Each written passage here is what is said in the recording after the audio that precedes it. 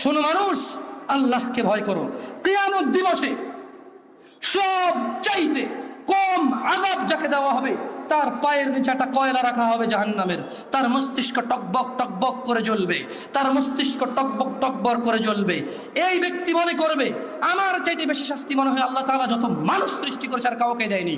অথচ আল্লাহ সুবহানাহু ওয়া তাআলা, রাসূল সাল্লাল্লাহু আলাইহি সাল্লাম বলেছেন, এর চাইতে নিম্নমানের শাস্তি আর কাউকে দেওয়া হবে না, যার পায়ের নিচে শুধু একটা কয়লা রাখা হবে, তার মস্তিষ্ক টকবক টকবক করে জ্বলবে।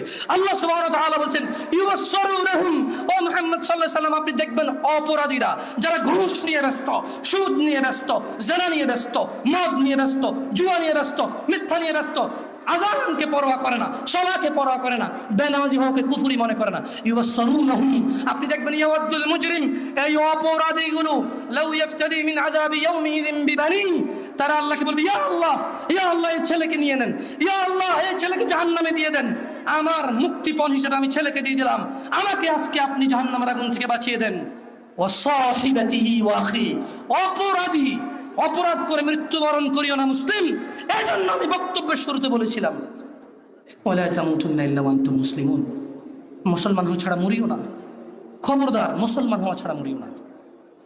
মুসলমান হওয়া ছাড়া মরলে বড় বিপদ আছে, মুসলমান হওয়া ছাড়া মরলে বড় বিপদ আছে। ইউবাসসিরুনহুম ইয়াওয়াদুল মুজরিমু লাউ ইফতাদি মিন আযাবি ইয়াউমিযিন বিবানি, সেদিন অপরাধী আল্লাহকে মুক্তিপণ হিসেবে দিতে চাইবে তার ছেলেকে, এত আদরের ছেলে, যার জন্য এত আয়োজন, যার আকিকায় 10টা গরু জবে হয়, যার জন্মদিনে সিনেমার নায়ক নায়িকা এসে অংশগ্রহণ করে, যার জন্মদিনে কোনো মসজিদ মাদ্রাসায় সে দান করে, যে খুন করে আসলে সে বলে আমার ছেলে নির্দোষ, সবচেয়ে বড় উকিলকে হায়ার করে। এত আদরের ছেলে, যেই ছেলে 7 খুন করলে মাপ, যেই ছেলের জরিমানা দিতে দিতে বাপ কখনো অসন্তুষ্ট হয় না, এই এত আদরের সন্তানকে পরিস্থিতি কি হতে পারে একটু ভাবো মুসলিম। মা নিজের মেয়েকে এভাবে ব্যবহার ছেড়ে দেবেন না।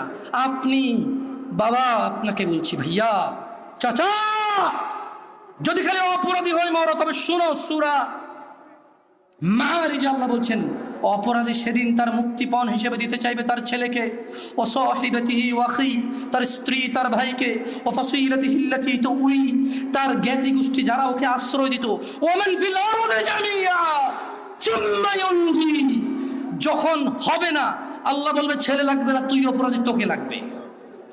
স্ত্রী আর ভাই দিয়ে আল্লাহ বলবে হবে না, তুই অপরাধী, তোকে লাগবে। জ্ঞাতি গোষ্ঠী যারা অন্যায় করলে আশ্রয় দিত, আরে যা বেটা কইরাল আমি আছে, এই বেটা আমি আছি না, তুই যা। এই লোকগুলা এগুলাকে দিয়ে দিবে, আল্লাহদেরকে নিয়ে যাও, এরা আমাকে আশ্রয় দিত অন্যায় করলে, আল্লাহ বলবে যে না, তোকে লাগবে।